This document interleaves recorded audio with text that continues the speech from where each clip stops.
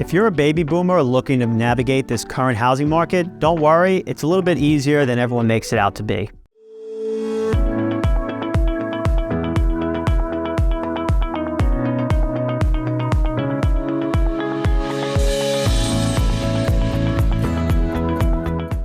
Whenever I work with someone that's a baby boomer, the apprehension is always, if I sell my house, where am I going to go? So, a lot of times, if you're financially able to, people are able to actually purchase a home before they sell their current home. Whether they have the money in the bank, they have, savings, they have investment accounts that they could borrow against, they can do bridge loans. There's a lot of different options that you can choose from. It's just about knowing your options beforehand and really coming up with a plan. I try to give as many options as I can so that it's a little bit easier than, it's made out to be. Some people, one, maybe don't want to buy before they sell, or two, they may not be able to buy before they sell.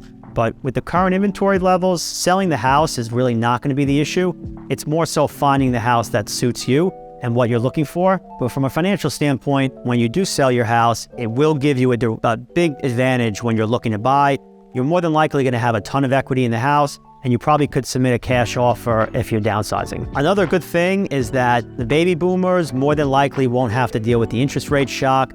Since they're probably going to be paying cash or have a huge down payment on whatever house they go into, the interest rates really shouldn't affect their decision that much because they're probably not going to have that big of a loan. So the interest rate being a little bit higher really shouldn't scare them off from making an offer on a property, and it should really help you when you are making an offer because of the big down payment that you're going to make on the house. The biggest challenge that I've seen with the baby boomer is that they're just not used to this fast pace of a market. When they purchased homes, it wasn't like this. They more than likely called up a real estate office, asked them what was on the market, and then had to go out and that real estate agent showed them what was on the market.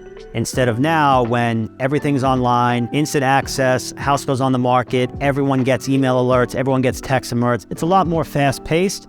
It definitely is an adjustment for people who haven't bought or sold a home in that long of a time, maybe 30, 40, 50 years. And also just from a price standpoint, there is a lot of price shock when I show a baby boomer a house that's in a certain area and they say, I can't believe this house, this size, this condition is going to cost X amount of dollars. But what they have to understand is that's the same thing that they should be saying about their own house. They could have purchased that house for $250,000 30 or 40 years ago. And now that house is worth $1.5 million, $2 million. So if you're selling and buying in the same time period, it kind of evens itself out. You're selling your house at a high and maybe you're buying at a high. If the market goes down a little bit, you may, sell a little bit less than you wanted to, but at the same time, you should be buying a little bit less than, the market was a few months ago. Two other things that I usually run into with the baby boomers is when it's actually time to make an offer, they can't wrap their heads around possibly having to go over the asking price.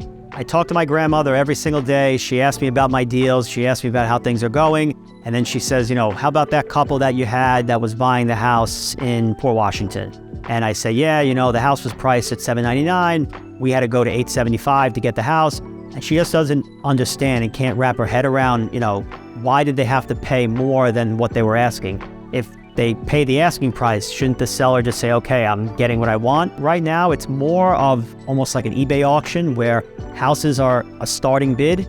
So the list price is actually the starting price, and the end price is, whoever knows where we're going to end up. If we get 3, 4, 5, 6, 7 bids or more, we're probably going to end up a lot higher than that starting price. I think the market has changed since the last time a lot of baby boomers have been in the market. And I think it's just a lot to wrap their heads around on, how this market works and how fast-paced it is. One great advantage is making a competitive offer. I think terms for a baby boomer are the biggest thing. Having a lot of cash on hand or being able to go non-contingent or not have an appraisal or not have a mortgage sets them apart when bidding against, some of the younger crowd that doesn't have that advantage. And also, I think from the standpoint of the baby boomers, being able to have flexibility on purchasing before they sell also sets them apart from the people that might be a little bit younger buying their first home. The other thing that I see a lot of times are the ranches. All the baby boomers want to move into single level. There's not a lot of ranches on the market.